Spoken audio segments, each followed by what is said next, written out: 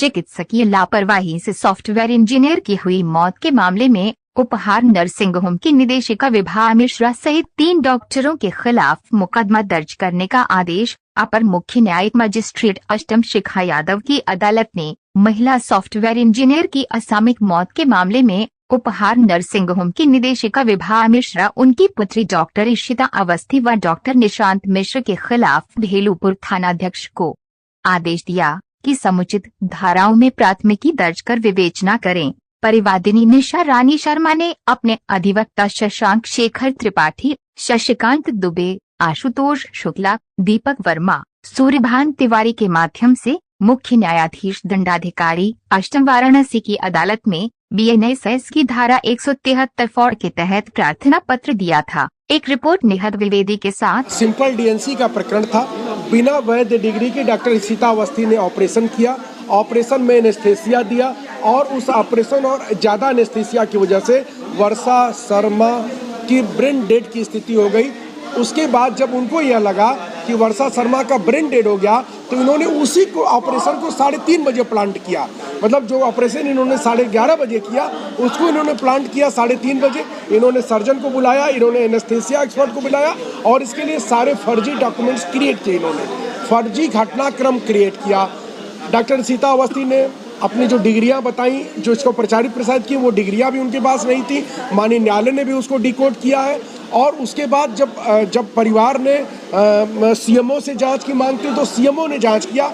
CMO ने अपनी जांच में पाया कि जो वैध आधार होते हैं किसी नर्सिंग होम के संचालन के, उनमें 5 बिंदुओं के 5 के 5 बिंदु इनको फेल थे।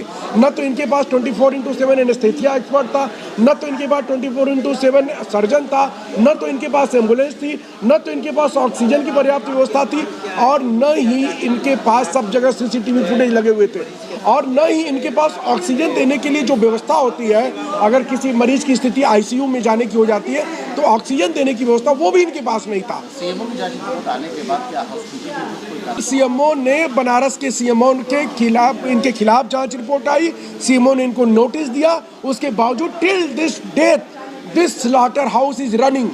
बिना किसी वैध आधार के सीएमओ की नोटिस का जवाब भी इन्होंने दिया या नहीं दिया, लेकिन उस समय तक इनके पास कुछ नहीं था।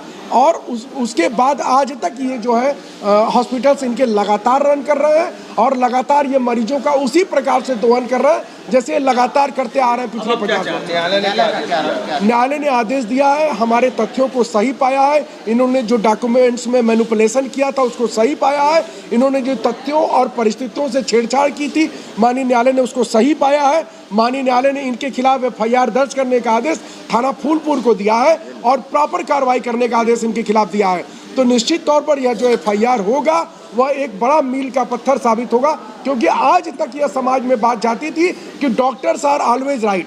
कुछ डॉक्टर्स ऑलवेज राइट होते हैं, हम उससे इनकार नहीं करते हैं, लेकिन कुछ डॉक्टर्स माताओं बहनों बेटियों के शरीर को एक उद्योग धंधे के रूप में देखते हैं। और उपहार नर्सिंग होम जो मामूरगंज में स्थित है, जिसकी डायरेक्टर है विभा मिश्रा, इशिता अवस्थी और ये लोग उसके डायरेक्टर्स हैं, और जो डॉक्टर एनेस्थेसिया वाले बाद में आए हैं वो सारे लोग मिल करके इस तरह का षड्यंत्र लगातार कर रहे हैं। त्रिवेदी एडवोकेट हूँ और जिस बच्ची के साथ ये घटना घटित हुई थी उसका अपना मामा हूँ मैं। प्रकरण चिकित्सकीय जो लापरवाही और आपराधिक कृत्य किया गया है उपहार नर्सिंग होम महमूरगंज वाराणसी द्वारा, उसी से संदर्भित है।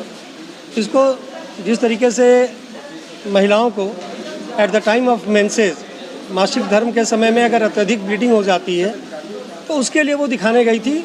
उसकी ब्लीडिंग 2-3 दिन ज़्यादा हो गई थी, तो उसमें उन्होंने कहा ये दवाइयाँ दे रही हूँ और 3-4 दिन बाद फिर आकर के दिखाओ, कुछ जांच करा करके लाओ। यह प्रक्रिया 12 तारीख से लेकर के और 19 तारीख तक चली। 20 तारीख को अब उन्होंने कहा था कि ये 20 मई सन 2023 का मामला है। इसलिए आप कह सकते हैं कि ये कुल मिलाकर के 21 महीने हो गए इस घटना को घटे हुए। और देखिए आज 21 तारीख है, आदेश भी 20 तारीख को ही, कल शाम 5 बजे आदेश आया है, वो भी तारीख 20 थी। कहीं ना कहीं वो अपनी लड़ाई लड़ रही है और उसकी लड़ाई का ही परिणाम है कि न्यायिक परिस्थितियां ऐसी बनी अनुकूल उसके कि धर्म और सत्य की विजयश्री होने जा रही है। जो प्रशासन और उसका पैसा दोनों किसी भी तरीके से इस पूरे प्रकरण को दबाना चाहता था, न्याय की जीत हुई है और न्यायालय ने कहा है कि नहीं, इसमें बहुत सारी ऐसी घटनाएं घटित हुई हैं, दस्तावेजों में कूट रची गई हैं जिसके कारण ये कृत्य हुआ है, इसलिए इसकी जांच होनी आवश्यक है और न्यायिक प्रक्रिया के लिए यह बहुत आवश्यक है कि अगर उसको न्याय नहीं मिलेगा तो ये ठीक नहीं है। इन स्थिति और परिस्थिति को ध्यान में रखते हुए न्यायालय ने बेलूपुर थाने को आदेशित किया है कि आप मुकदमा पंजीकृत कर विवेचना करें और प्रार्थना पत्र जो दिया गया है वादनी का, उसके आधार पे जो सुसंगत धाराएं बनती हैं उसके अंतर्गत आप मुकदमा दाखिल करेंगे और विवेचना करेंगे। तो मुख्य प्रकरण ये है, इसमें 3-4 बिंदु हमारे हैं। पहली चीज़ ये कि बेटी हमारी 11:30 बजे उनके यहाँ दाखिल हुई और शाम को 5:55 के आसपास वहाँ से बाहर हुई है। इस बीच की जितनी भी CCTV फुटेज है जो उनके पास संग्रहित है, क्योंकि उन्होंने IMS BHU को, जो जांच कमेटी बनी थी, उसको इस पूरे घटना के बीच में 1-1 मिनट की 1.5 मिनट की कई क्लिपिंग्स दी हैं। इसका मतलब है कि सारी फुटेज उनके पास है। प्रशासन और पुलिस उस फुटेज को किसी भी तरीके से निकाले जिससे कि यह तय हो सके कि बिना एनेस्थीसिया के डॉक्टर के इन्होंने उसका ऑपरेशन किया है और वो मौत के कारण मरी। उनकी लापरवाही और उसके बाद दस्तावेजों में जो हेर फेर किया गया है, ये सारी घटना 12 बजे 12:30 बजे के आसपास उन्होंने ऑपरेट किया है और घटना का जो अपना समय दिखाया इन्होंने कूट रचित दस्तावेजों में, ये लगभग 3 बजे के बाद का दिखाया है। तो दोनों में बहुत डिफरेंस है और दस्तावेजों में कई जगह गलतियां हैं जिसको हम लोगों ने न्यायालय को इंगित किया है। इनके पास प्रॉपर डिग्री नहीं थी, यह एनेस्थेटिस्ट खुद नहीं थी, यह फिजिशियन खुद नहीं थी। इन्होंने पैसा सबका लिया, बोला सारी सुविधाएं रहेंगी। इनके पास ICU नहीं है, इनके पास अपना एम्बुलेंस नहीं है। एम्बुलेंस भी हम लोगों ने मंगाया।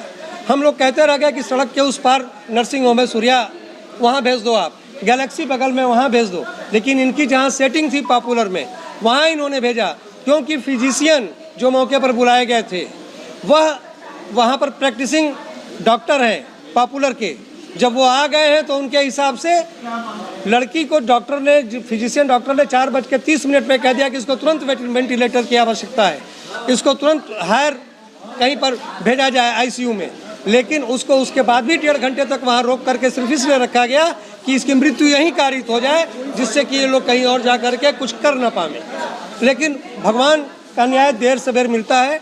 बेटी तो हमने खो दी, लेकिन आपके माध्यम से मैं ये बात कहना चाहता हूँ ऐसे डॉक्टर्स से जो इस तरीके के कृत्य कर रहे हैं। डॉक्टर तो हमारे लिए भगवान हैं, लेकिन ऐसी भी डॉक्टर हैं जो जानलेवा साबित हो रही हैं, जैसे कि श्वेता अवस्थी, विभा मिश्रा और निशांत जी हैं। सुनियोजित तरीके से जिस तरीके से वधशालाएँ चला रहे हैं, नर्सिंग होम चलाए जा रहे हैं बिना मानकों के, वो तुरंत उस पर लगाम लगनी चाहिए। हमारे बेटी को न्याय तभी मिलेगा जब इनके खिलाफ सख्त से सख्त कार्रवाई होगी और ये भी जेल के पीछे जाएंगी, शिक्षकों के पीछे जाएंगी, इनके ऊपर कानूनी और दंडात्मक कार्रवाई होगी।